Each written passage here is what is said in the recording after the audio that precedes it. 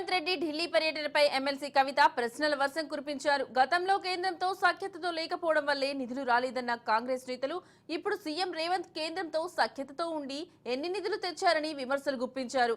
అయితే కేంద్రానికి వెళ్లిన ప్రతిసారి నిధులు రావు, వాటికంటూ ఒక ప్రాసెస్ ఉంటుందని మంత్రి పొంగులేటి సమాధానమిచ్చారు.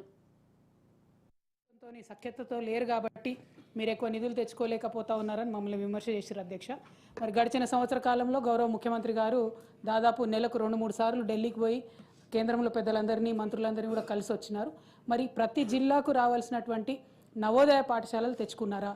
లెఫ్ట్ వింగ్ ఎక్స్ట్రీమిస్ట్ జిల్లాల కింద మన జిల్లాలు చాలా ఎక్కువ ఉన్నాయి, వాటిని ఎన్నింటినీ రికగ్నైజ్ చేసినారు.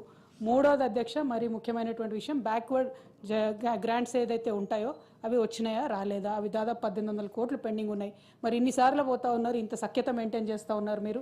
ప్రధానమంత్రి దగ్గర నుంచి మొదలు పెడితే ప్రతి ఒక్కరితోని ఎక్స్ట్రా అడిషనల్ నిధులు ఏం తీసుకొచ్చినారు అనేటటువంటిది ప్రశ్న అధ్యక్ష. మాటకు ముందు మాటకు మధ్య మాటకు చివర గౌరవ ముఖ్యమంత్రి గారు ఇన్నిసార్లు కేంద్రం పోయారు, ఏమి నిధులు తెచ్చారు, ఏమి నిధులు డెఫినెట్గా పోయినప్పుడల్లా నిధులు ఏదో వ్యాగిళ్లతో వస్తాయన్నది కాదు. రాష్ట్ర ప్రభుత్వ పక్షాన మన పోరాటము, మన ప్రపోజల్స్ ప్రాపర్గా ఉన్నాయా లేవా, ఆ ప్రాపర్గా ఉన్న వాటిలలో ఎన్ని వచ్చాయి, ఎన్ని వల్ల మనం మిస్ అవుతున్నాము, వాటిని సాధించుకునే దాంట్లో అధికార పార్టీగా మేము, ప్రతిపక్షంగా మీ కోఆపరేషన్ కూడా ఉండాలని, పేదోళ్ల కోసం ఎంతటి వరకైనా ఈ ప్రభుత్వం చిత్తశుద్ధితో పనిచేస్తుంది.